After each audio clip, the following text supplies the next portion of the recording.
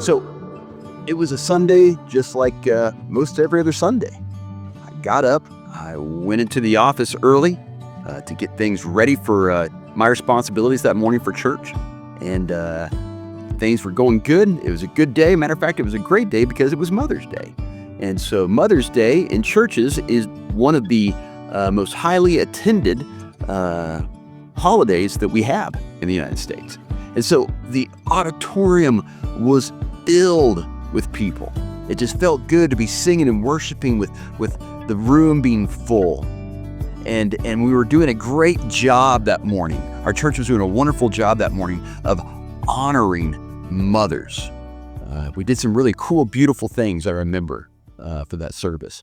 But then something kind of weird happened. What happened was my phone started buzzing in my pocket. And I pulled it out, and I thought, it's kind of weird. Somebody calling me right down here at church. And I looked down at it, and it was my dad. My dad was calling me on Mother's Day during church. I thought, well, that's a little odd. I mean, my dad knows that I'm in church. My dad knows that Sunday mornings are a really busy time for me. I kind of wondered, but maybe he's calling me to remind me that it's Mother's Day, so I won't forget to call my mom, which I haven't ever totally forgot. I've gotten close, but I haven't totally forgotten. And so I thought, I bet you, he forgot what time it is, and the time changed, so I stick my phone back in my pocket, and I start singing again, start worshiping again, and my phone buzzes again. And I think, well, that's probably not a butt dial. So I pull my phone out, and sure enough, it's my dad. I'm thinking, well, surely he just didn't act like butt dial me. That's my dad. He's calling on purpose. And so I thought I should probably answer this.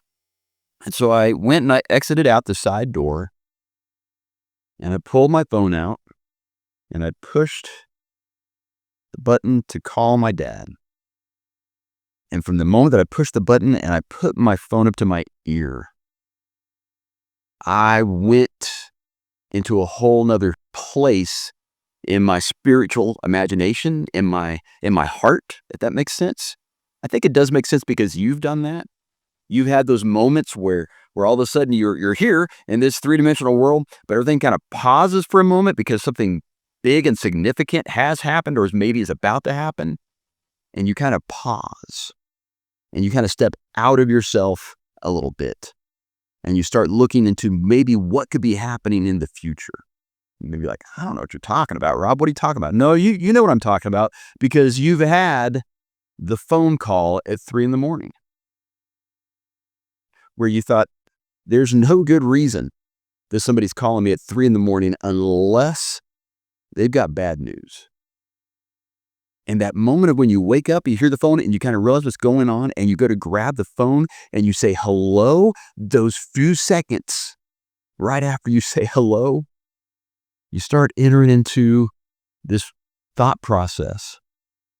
Oh man, what's about to happen to my life? How is my life about to change, most likely in a negative way? We've all had those moments. Family member is put in jail, perhaps, is what the phone call's about. Family member or a friend calls because they start the sentence off by saying, there's been a wreck. We've had calls of family members saying, your family member that you love dearly, they are in the hospital right now. You need to come as quickly as you can.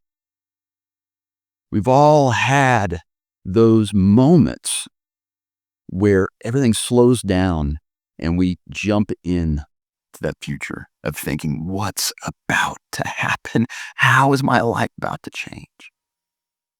Well, sure enough, the words that came out of my father's mouth through the phone to me, they were the words of, hey, son, your mother is in the hospital and you need to get home as quickly as you can. It's not looking good. She was feeling sick last night. She wasn't feeling well last night. So we brought her up here and man, this morning, she's not doing good. You need to get home immediately. Whew. This is happening on Mother's Day, by the way. So man, I go back into the auditorium. People are still worshiping. People are still singing. People are still rejoicing in and celebrating the gift of their mothers. And I'm standing there surrounded by people who they all seem to kind of be on a spiritual mountaintop. And in the middle of all this joy, in the middle of all this worship, I'm down in a dark, dark valley. And death feels like it's looking over the cliffs at me and working its way down. As soon as church was over, there were people around me who they could tell, man, is everything okay? And so I just start telling people, yeah, please be praying. This is what's going on. And I'm not exaggerating. Within 15, 20 minutes, when I'm trying to hurry up and kind of tell everybody what's going on so I can get out of there, within 15 to 20 minutes before I can leave the building, people are coming up to me saying, man, we're praying for your mother tonight. Oh, we're going to be fasting the next couple of days, praying for your mother, for God to heal your mother. One of my elders came up to me and just said, I just booked you a ticket that's leaving in 2.5 hours from now. I put it on my miles. Man, go home and go be with your mother. And so, man, the next 6, 7, 8 hours, it's just a blur, running around and trying to avoid the heaviness of going back into that valley, thinking about what is going to happen to my mother here on Mother's Day. Am I going to lose her? Or worse? So I finally come into the hospital. And you know the feeling of walking into a hospital. You know everything about how it feels. It's a heavy place to have to go into, isn't it? And I walk into the waiting room and I'm seeing family members. I'm seeing my dad. I hug my father. My sister's there. I hug my sister. Everybody's saying, oh, the rest of the family's coming in, flying in as soon as they can. And my dad looks at me and says, Rob, do you want to go see your mother? And he says it with a heaviness and a seriousness of it that I'm realizing he's saying, you might need to go in and say goodbye to your mother right now while there's still time. And so I walk into the emergency room. And you've been in the critical unit rooms, right? They've got the lights turned down dark. They've got so many machines plugged in. There's so much noise. There's so much data. There's so many wires, electrical wires. There's so many tubes. There's so much going on. And I look at my small, frail mother laying in a bed with all the wires, with all the tubes surrounding her, invading her lungs and her veins. And I stand next to the bed of my mother, and I don't know if she's going to make it through Mother's Day.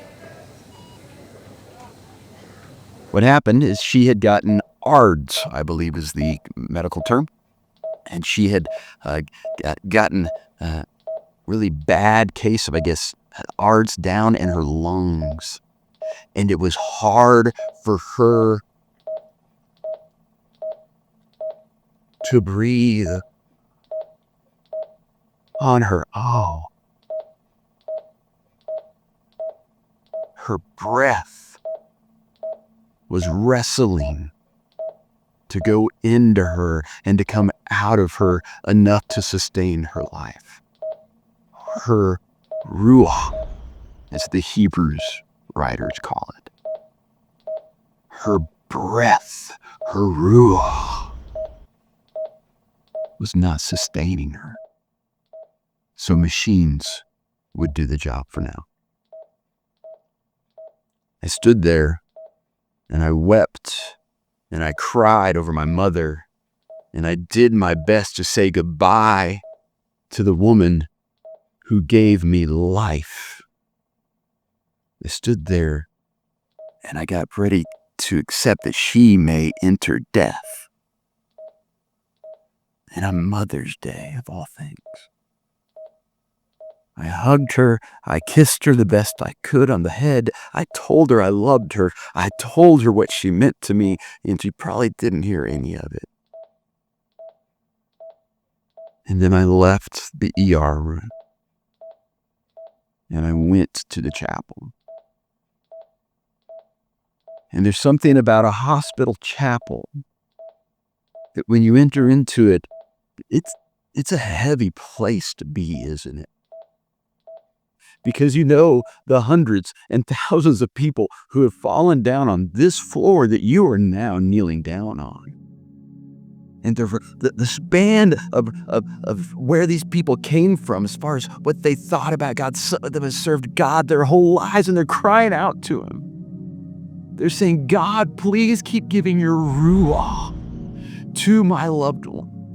And there are those on the other end of the spectrum who they don't pray to God, who they don't believe in God, maybe even. And they're falling down on their knees. And in the words of that modern day poet and lamenter, they are saying, I only pray to God when I need a favor. God, I need a favor. The hospital chapel is a heavy place to be, and I can't tell if it's all valley or if it's also some mountaintop place. And so I hit my knees, I hit the ground, I begin praying, I begin asking God to give my mother, the woman who gave me life, for Him to breathe Ruach into her. And the whole time that I'm praying, there's elevator church music going on in the background, and that's fine, I don't care. But it's on loop, and it's just looped on one song. And so I don't really, I hate the fact that I even notice it. I hate the fact that as I'm praying, as I'm crying out, that I'm also kind of going, well, that's annoying. Who knows what's going on with me about that? But I begin to pull my Bible out. I begin to pull my device out, and I start looking up scriptures about God's ruach, about God's breath. And one of the first things I discover about God's ruach, His breath that He puts into us, is that He gives it to each living thing for a time. I mean, after all, it is His Ruach. The same Ruach He breathed into Adam, the first man. He's breathed into every other living creature since then. And He gives it to them as a gift, and He gives it to them for a time.